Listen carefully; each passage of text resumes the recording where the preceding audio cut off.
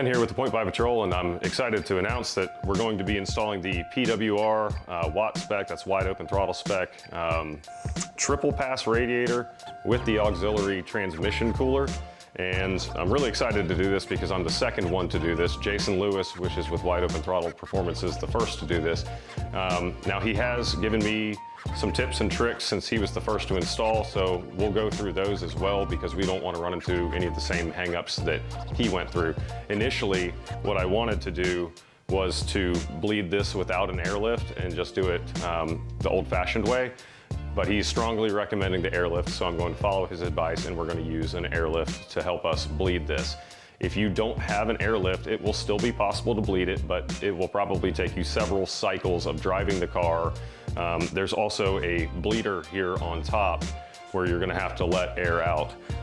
So basically what you would do in a scenario like that is, or at least how I would do it, I would remove this bleeder, I would fill the coolant overflow in the car, and I would wait for coolant to come out of the top of this, and then I'd cork it, and then I would continue adding coolant up to the full mark. Then I'd let the car idle and run until the thermostat opened and relieved some more of that air out of the system.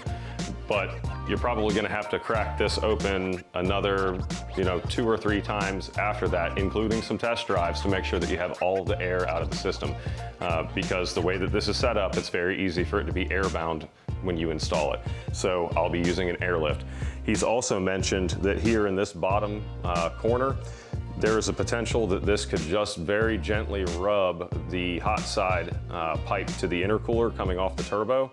And so we're going to modify the PWR bracket here. We're going to drill some new holes, use some different hardware, and we're going to move this about 1/4 to 1/2 inch up on the face. So a lot of us have already probably invested in radiators. I know that I have. I have a performance radiator in the car right now, and obviously I'm pulling that out to do this. And the reason that I'm doing that is because I believe that this might finally be the final solution to the overheating issues that we're experiencing on the car. Now that doesn't mean that I'm not gonna push the car to its limits and try to overheat it when I go to test this.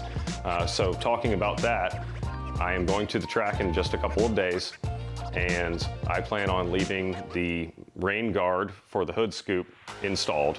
I'm using factory coolant. I'm not using water or any kind of water wetter for the fluid.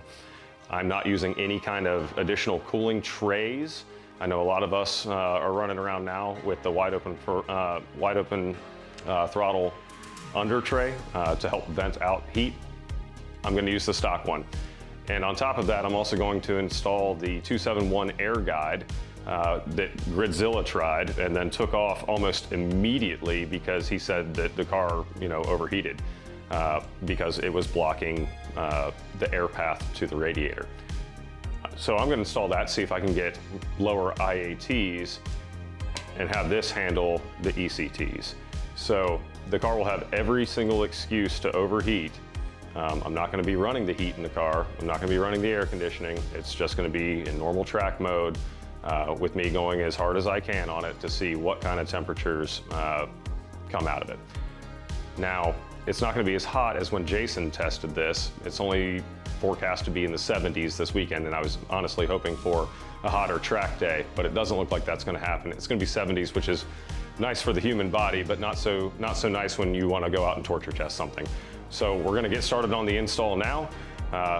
We're going to also go over our modifications to the transmission cooler here, and we're also going to show you how to hook up the transmission cooler. There are 2 ways to do it. You can remove the factory transmission cooler entirely, completely divorce the system, or you can run it in parallel. I like the idea of running it in parallel because the transmission cooler on this car also acts as a transmission warmer, and I don't want to have to warm the transmission up every time that I want to go out and drive the car, because I still drive it on the street. So I still want that functionality, but I do want the added benefit of a little bit of extra air cooling for the transmission, especially when you're beating the car up on the track. So without any further ado, let's get rolling. This is where I'm going to start my journey. I'm going to get the lower left-hand radiator cooling fan 10 millimeter out. And you can see I already have a tool set up for the drain on this radiator. I've also unplugged the fluid sensor. So this is where I'm going to start. I'm not going to show it on camera because it's pretty easy. You unplug a sensor, you unscrew a thing, and you unscrew another thing. And then from there, we'll move to the top. I've got the coolant drained out of this. I've got the drain plug put back in so that it's not dripping anymore. The splash shield's down. So now it's time to remove the intake here. I've already removed these front two bolts, but we've got to get the rest of this stuff out of the way. So I will continue.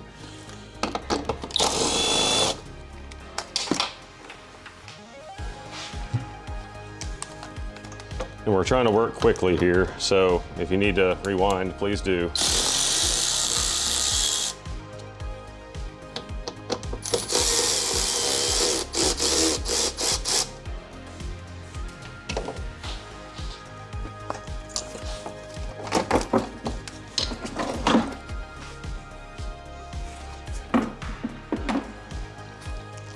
With the intake out of the way, we now have access to the other cooling fan bolts.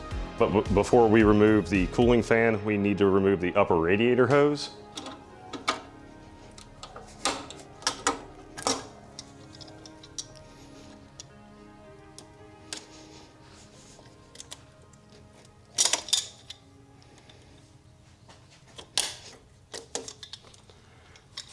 Easy way to break these loose, same monkey wrench. You just kind of, and I'm not squeezing hard, but you want to rock it until it starts to wiggle. You're going to want to do that on both sides. And one thing I forgot to mention in the intro, I have a spoon thermostat in this car, and I was telling you guys how I was going to torture test this. So just so you're aware, I'm going to be putting the factory thermostat back in the car. Figured why not while I'm already in here. It's just, 3 bolts, it's right there.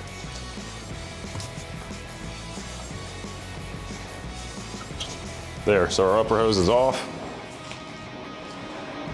Now I'm gonna go for these 2 10s right here.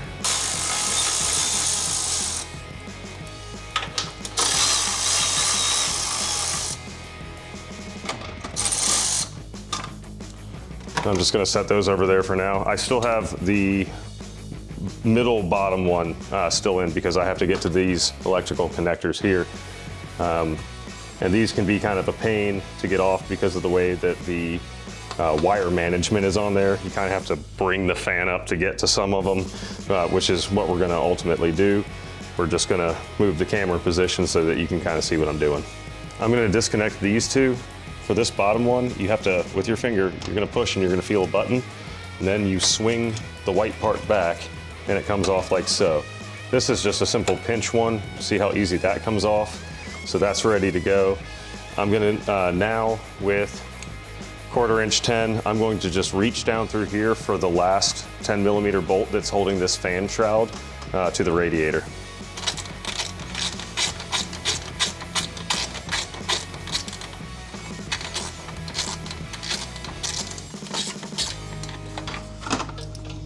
So I now have that bolt out, and our fan is now loose. But you'll notice that it's not very happy to come out.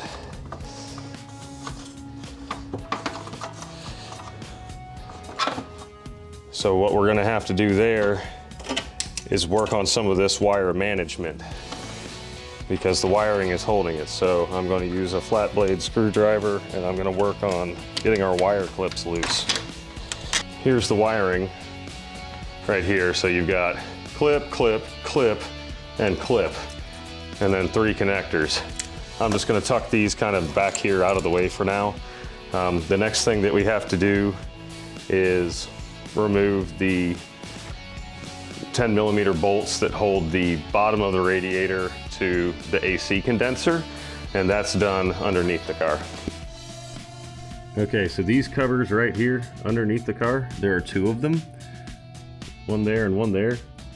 Those are the 2 that you need to remove, and it actually gives you access to the 2 10mm bolts that are underneath, or that are at the bottom of the condenser. So you don't actually have to remove the front bumper to do this job, which is kind of nice. Of course, I'm gonna have to remove it anyways to do the 271 intake air guide. So once you take that out, this should slide like that.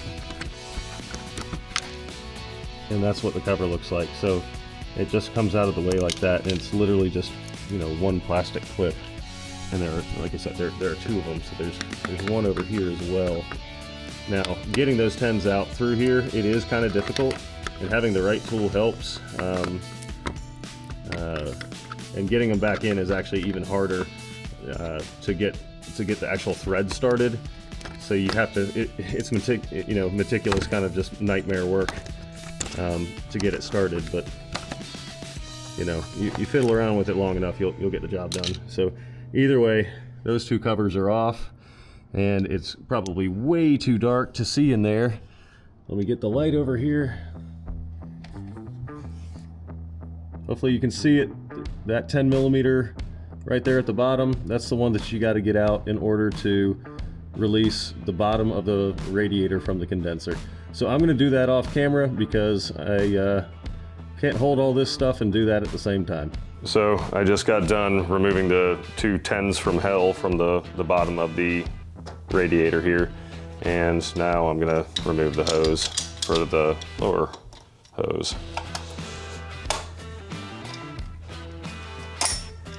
There we are.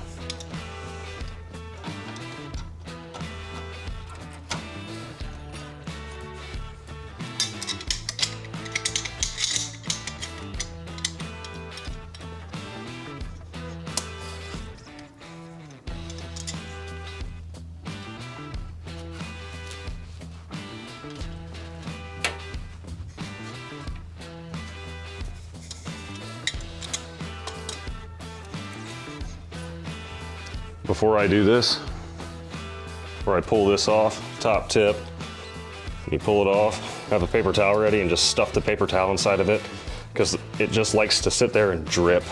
So this is going to prevent it from just sitting there dripping on you and making you annoyed.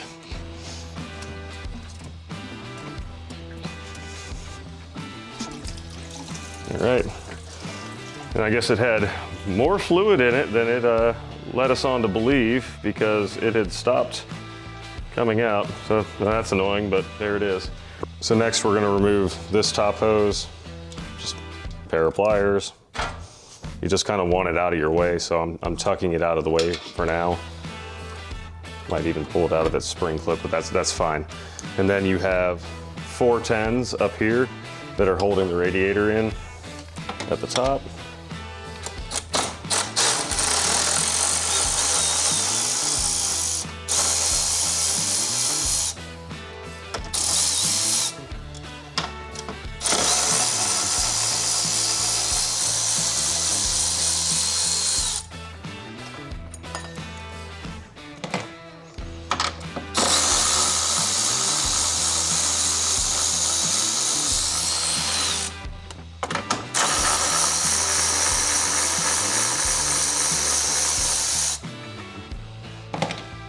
Right, very good. Before I remove anything else, there are some 10s right here that holds the top of the condenser to the radiator, and so I'm gonna get those out now with just a 1/4 inch ratchet with a 10 millimeter on. I like removing these first because it allows a little bit of wiggle here so that I can actually fit a decent sized tool in here. Otherwise, you're gonna be sitting there with a 10 millimeter wrench or a 10 millimeter gear wrench, box end, whatever, hating life trying to get these things out. So it just makes it a little bit easier with these loose because now I've got some wiggle.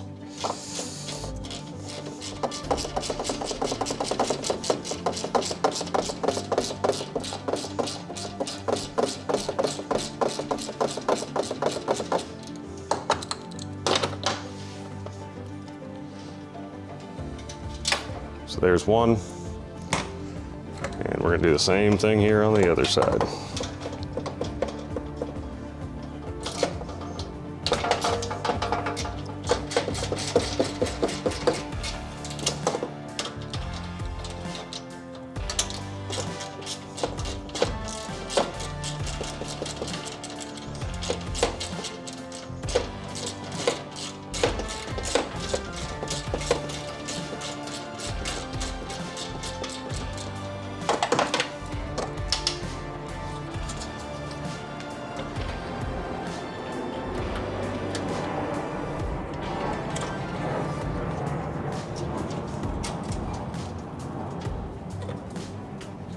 Sorry, this one wants to be a little bit difficult because since it's the last one, it's holding all the pressure. So I'm trying to relieve some of that pressure so that I can get it out. And we got it there. So that's out of the way. So as you can see here, the condenser is free and loose from the radiator. These are gonna pull off the radiator. You can just set them aside. But the radiator at this time is ready to pull out.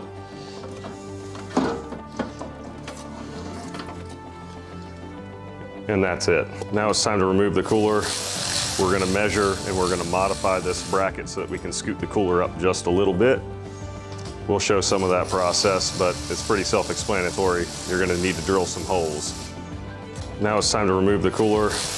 We're gonna measure and we're gonna modify this bracket so that we can scoot the cooler up just a little bit. We'll show some of that process, but it's pretty self-explanatory. You're gonna need to drill some holes. I'm gonna go ahead and flip one of these over just so you can see. But these nubs right here that are threaded, they don't come off. So we had to find some hardware, you know, in our spare nut and bolt bin, and we came up with a 10 nut and a 10 bolt with some washers on it that we're going to use, but we're gonna measure up and, you know, it's gonna bolt through like that. So we decided to come up 13/16 from center or a ½ an inch from the very top here. We also came over a little bit, and the reason that we did that is because of the metal portion of this hose. I wanted it to be offset from that a little bit further. So we decided that we wanted to move the holes a little bit more that way instead of keeping them in line. And it should still work out just fine. And obviously if it doesn't, it's not your radiator, and I get to worry about the problem.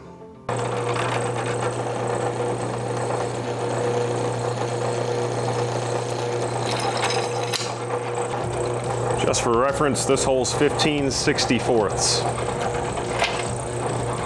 That's what we decided to go with. Now we're just cleaning it up a little bit. And there's our modified bracket. So you can see our modification is complete. It is scooted over just slightly. Everything is bolted back up and tight. So the radiator at this point is almost ready to install. We need to transfer the feet from the old radiator to the new radiator, and we also need to transfer the temperature sensor from the old radiator to the new radiator, and then we'll go ahead and reinstall it.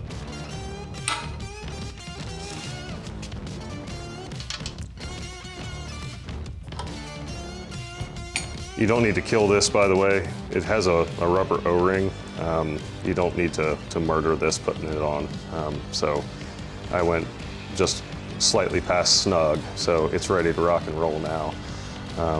And then we're gonna grab our feet right here off the old radiator, just the rubber feet. And now we're ready to rock and roll and put this thing in. One more thing before we do that. We can obviously remove the cardboard from this side. Radiators don't work very well with cardboard blocking them. There's the money shot for you right there. We got Jason's logo alongside PWR's logo. Man, I bet he feels proud, and it's a pretty cool logo too. And I'm proud to give it a shot. Let's get it in the car. Well, let's see if it fits. But this is actually, it's feeling really snug, so I think I landed it on the first try. Yeah, good news. Landed it on the first try there. So that's it. We've got our new radiator in, and now we get to go through the headache of getting the condenser reattached to it. Gonna do that now because it just makes everything else seem that much easier. So you're gonna start with the top bolts for the condenser for that. You're not gonna tighten them all the way. Leave them slightly loose so that you have a little bit of wiggle room when you get to the bottom. The bottom one is slotted like this. The top one's are round, but it still gives you just enough play so that if you're off just like a little bit left or right, you can move the condenser just slightly so that you can catch a thread and get it in. But those bottom ones are easily the hardest part, I would say, really about this whole process. That and getting the wiring off of the cooling fan is not fun. So you've got two kind of major hiccups to look at, but at the end of the day, two's not that bad. So back to it. So just a little trick. This actually worked pretty well for us for the lower bolts. I have a flat 10mm ratcheting wrench, and we were able to do that, and you kind of reach up with it, and if you're lucky, you can get a finger in behind it. It's incredibly difficult, but it did work. So we got the bottom ones in, and now I've already tightened this top right one, and I'm on the last one here. So we're just gonna go ahead and wrap up, get this on there. We're gonna move on with life. While I'm standing here thinking about it, I'm gonna go ahead and reconnect this top hose to the top bung here. Take off the red cap. Just make sure you get your pair of pliers. And one top tip here is always make sure that you're putting a hose clamp back exactly where it was. If you don't, you run the risk of leaks, especially if the car is getting older. Now, on a newer car like this, may or may not happen, but it's also just not clean work. So best bet's to always put hose clamps, even the ones for the upper and lower radiator hose, put them back exactly where they were. So the next thing now that we're gonna do is take out the spoon thermostat and put the factory thermostat back in.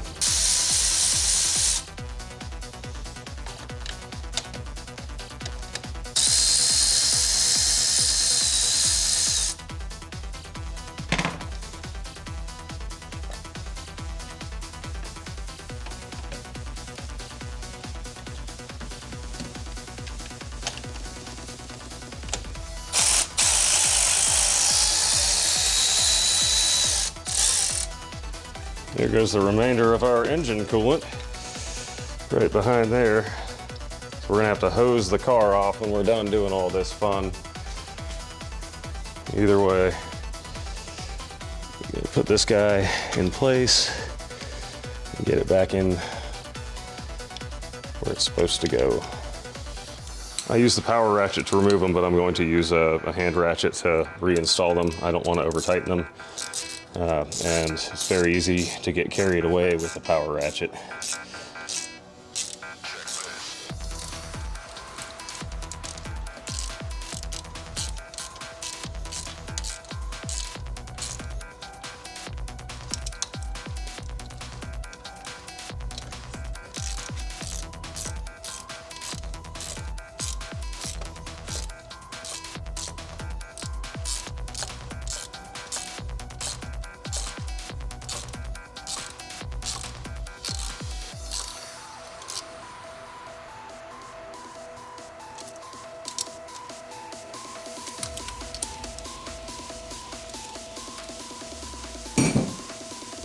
All right, so that is now installed. The next thing to do is to put our top radiator stay brackets back in place. You're gonna lean it forward like so, drop them in place, and then you're gonna get your bolts, and if you can, start hand threading them. And in a situation like this, I'm definitely not too proud to use the power ratchet, since there's really no gasket or anything like that involved. We've run into an issue, and that issue is that the weld locations for the bolt holes on here don't really line up. So we're gonna go off camera, we're gonna figure this out, and what we are likely gonna end up doing is making it work. So I made a modification to the bracket, just sitting here talking about it, thinking about it, and I decided I was gonna slot it a little bit more. Because I just wasn't a fan of how tight it was against this rubber grommet. So we're testing our fit now to see if we've done enough, and if not, we're gonna have to try a little harder, but it's close. There we go. And I think it's gonna work better that way. So one of the sides is already slotted. We just went ahead and slotted the side that wasn't slotted, and that right there I'm more comfortable with. So that's gonna work for me, and we can proceed.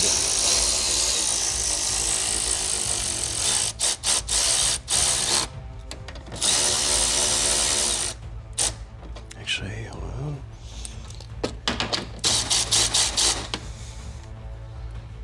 Lift you up. There we go. That's better.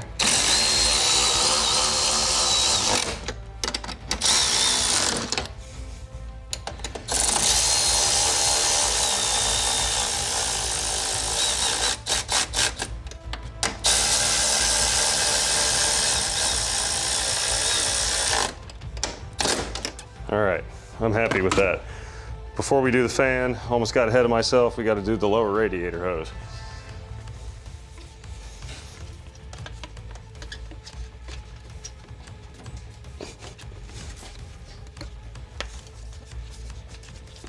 All right. And once again, I like to put my clamps where they came from. So I look for the witness marks to see where that is, and then I try to line them up accordingly based on that. I'm gonna do that off camera because I simply don't have enough light and I need my helper to hold a flashlight for me. The lower radiator hose is now in place, so the next thing to do is to put in the shroud.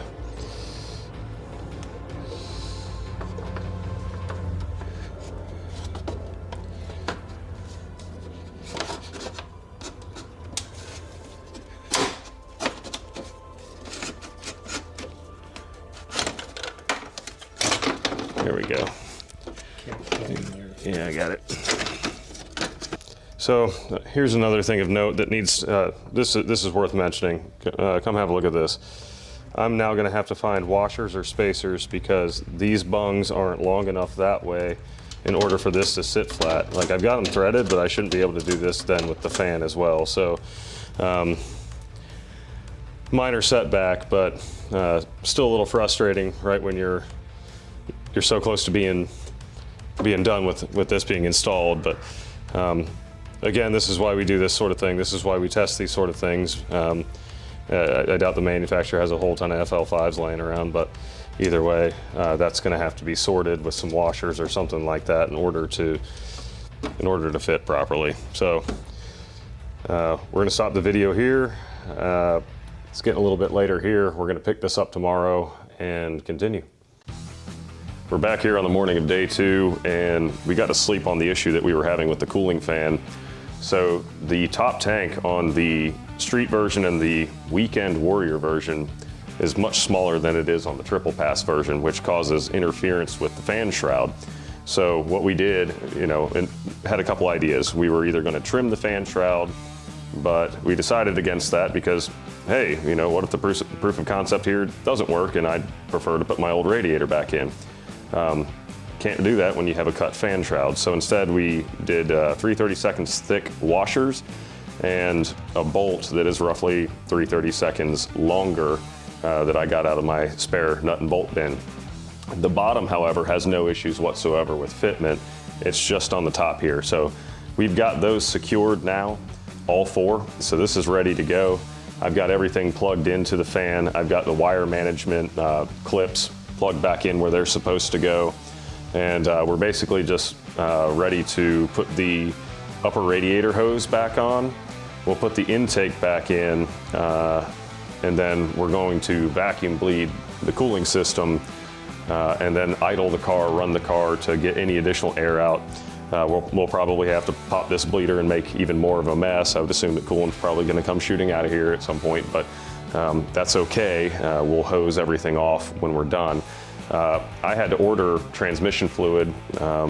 What Jason Luce is telling me is it's going to take an additional 250 milliliters over what the factory fill already is to effectively run the transmission cooler. He's done the math on that and says, hey, it's got a 250 milliliter capacity between the lines and the cooler itself. So waiting on Amazon to show up with that before we conquer any of that.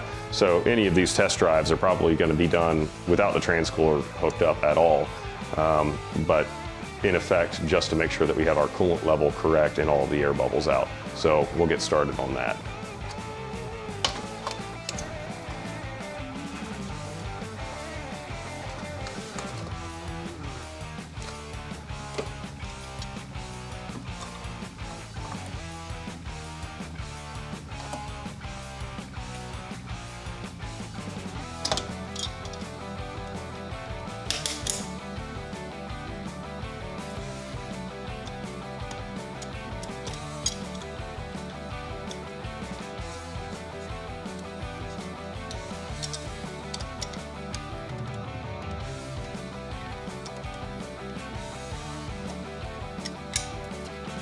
Here we are.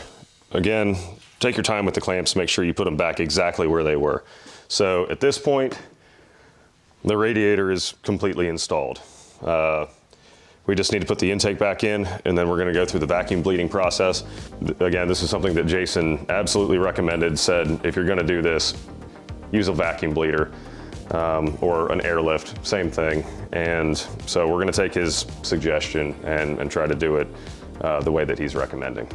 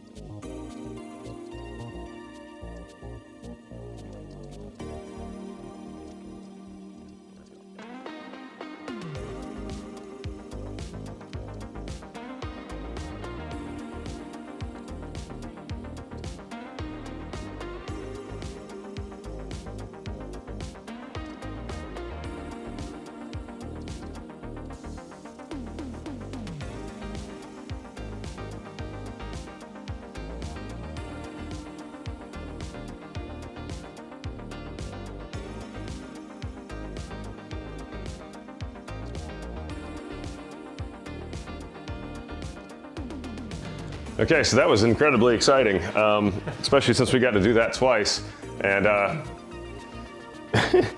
it's over the full mark in the reservoir, which is good, but we ran into an issue where I had the hose bent inside of that, so we had to airlift it a second time because I accidentally introduced air into the system instead of pulling it out. But doing it the second time, we did get air out, a bunch of it, but it also started to spritz some coolant out, and we kind of capped it there. It didn't make it all the way to negative 24, 25 PSI, but that's because it's got, it's got coolant in it.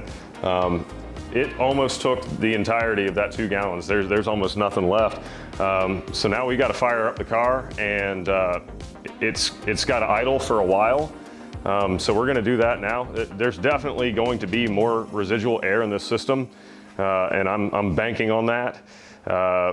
But hopefully the car does its job, helps push it out. But I know that in this top tank here, it's going to be really, really, really prone to becoming airbound, which is why they placed a bleeder screw on there.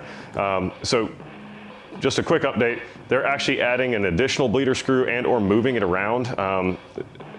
Jason and I spoke last night.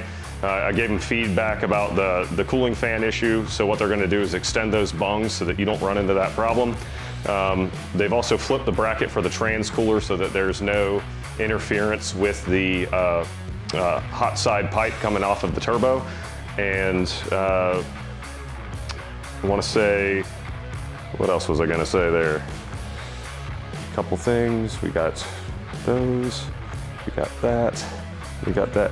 Yeah, those were, just thinking it over, those were the 3 main changes. And he's already discussed those with PWR. And those changes are being made so that by the time that this comes out for sale to the public, you guys aren't going to run into any of the issues or the fabrication that I had to run into. So just wanted to make everybody aware of that. This is a test product. I am testing this product. Yes, I paid for this product, but having it be the second one out there, I was happy to pay. Jason was the first guinea pig. I'm the second guinea pig. And you know what? I couldn't be more proud to be part of this process. So we're gonna go ahead and let the car idle for a while, let it push out any additional air. We'll turn the camera back on when it's time to crack that top bleeder. Hopefully no air comes out and just coolant spits out. And if that's the case, we're ready to rock and roll. So the car's only been idling maybe 10, 15 minutes, and it was starting to push coolant out through the coolant overflow tank there. And I also have log R running on the dash so that I can monitor the coolant temperature, and it was already up to 172 degrees. I'm worried there may be an air pocket, so we haven't driven the car yet. I'm gonna go ahead and pop this upper bleeder and see if it's just coolant that comes out or see if air comes out too.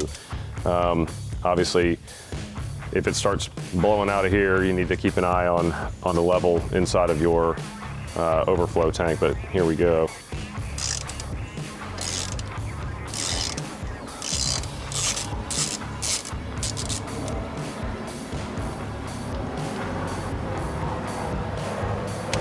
Okay, so I can definitely tell that we have an air pocket there. Yep, there we go. It's pushing. I'm gonna cork it. Oh, try to cork it, it's hot.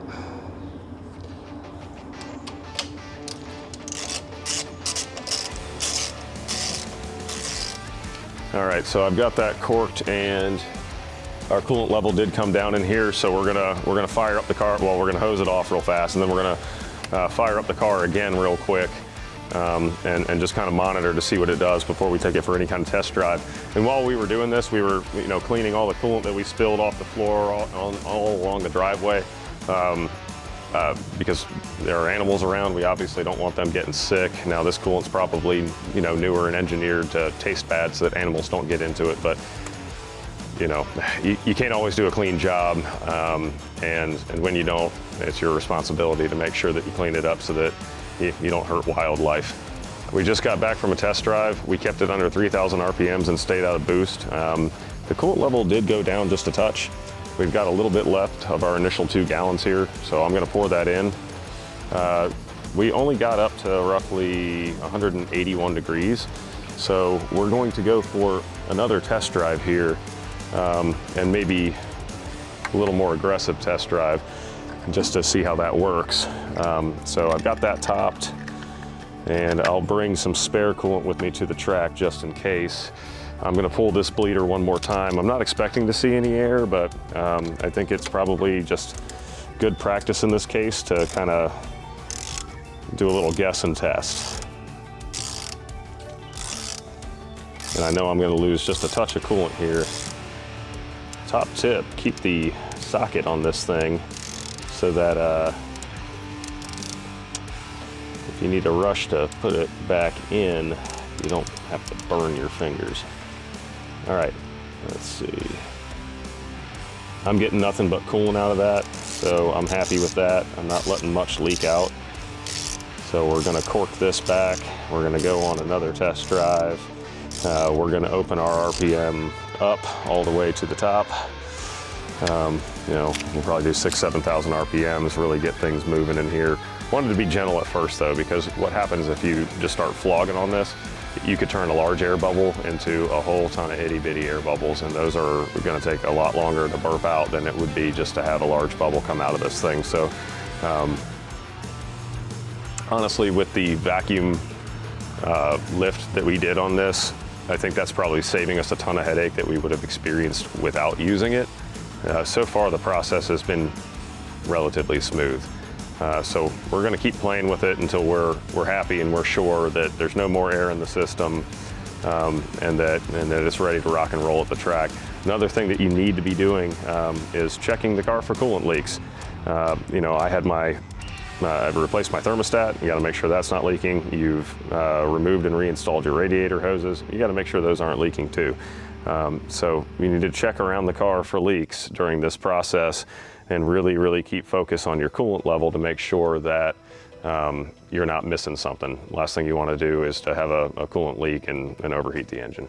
We just got back from our second test drive. On this test drive, we drove the car like a sports car, and actually got the RPMs up. Checked the coolant when we got back. It's at the minimum line. I'm not going to crack that top bleeder anymore because I think we've got all the air out at this point.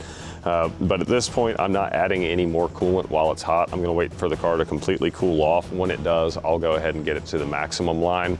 And then, I've got a drive ahead of me tomorrow to get to the racetrack. And I'll check the coolant when I arrive. I think 60 miles, which is not very far to the racetrack, is going to be enough of a litmus test, and for this to burp any additional air out. I just don't feel the need to continue going. I'm not seeing weird readings on the log R as far as water temperature goes. I think this time around we probably got it up to 185 and it backed right down. So the next thing that we're going to do is install the 271 air guide, and the car can cool off while we're doing that. Now I'm doing my favorite part ever, which is removing the bumper again, and that's to put in the 271 air guide. And I did take a look at the instructions, but they had kind of muddled instructions. It was for both the Integra and the Type R, which made it kind of confusing, so I'm not going to use them at all. And instead, we're just gonna figure out how it works. But right now, I'm just pulling all the pop clips for the front bumper here, and you know, if you've been through it before, you know it's no fun. Oh well. Yeah, we'll just be proceeding on this way. Once we get inside, we'll kind of show you more of the guts. But there's plenty of bumper removal and install videos, so I don't need to bore you with another one. So we got the bumper off, and we got the 271 intake air guide installed here, and I'm just going to run real quick through how we did that. So it comes with 2 washers. The 2 washers go underneath these 2 bolts here on the bumper support, and that's because you have an equally spaced bracket that just bolts to the side of this intake air guide that slides under here, so it does actually space this up just slightly. It also has you remove the rubber air dam here. You can either remove it or trim it. I removed it just in case. It's this piece right here, and it's just a bunch of pop clips. It's very easy to see, very self-explanatory.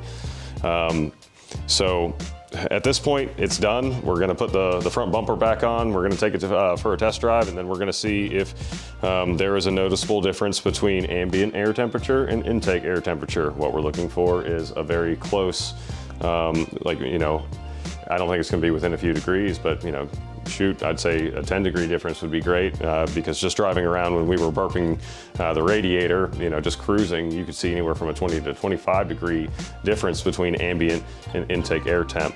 And Vlad over at 271 says that over 120 miles an hour, this thing actually acts as a ram air unit. So I'll be curious to see how that acts on the track. But if you look closely, I mean, it really does take up a lot of real estate here, and that's a lot of airflow real estate.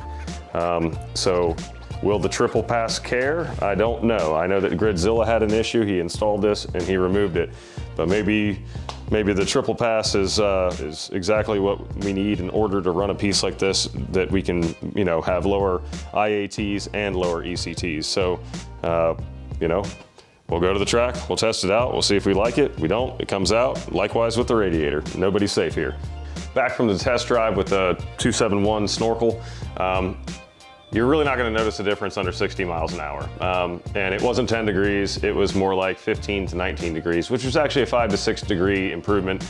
And that was 60, just going 60 constantly, so there was actually an improvement just at a constant rate of speed. But then when we got on it, we saw what it could really do. And it actually does do a better job than the factory intake air guide. Especially at, say, 100 miles an hour. You're not gonna notice too much of a variation between your ambient temp and your intake air temp. So we'll be curious to see how that does at the track. But unfortunately, I won't be able to hook up the transmission cooler.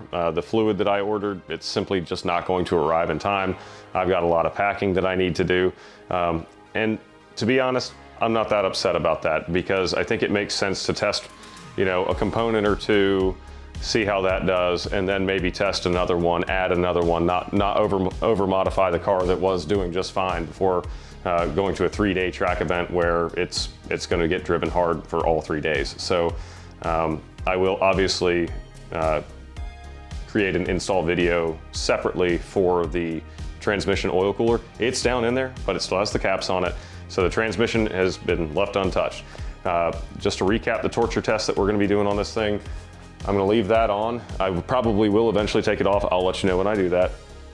I've got the air guide here that blocks a good portion of the radiator, and I'm using factory coolant. I'm not using water, and I'm not using water wetter. It is all completely factory coolant. Yes, I know I can use something more efficient, but it made the most sense to really torture test the hell out of this new radiator so that I can definitively say if it is the solution that all of us have been looking for, or if it's just another attempt.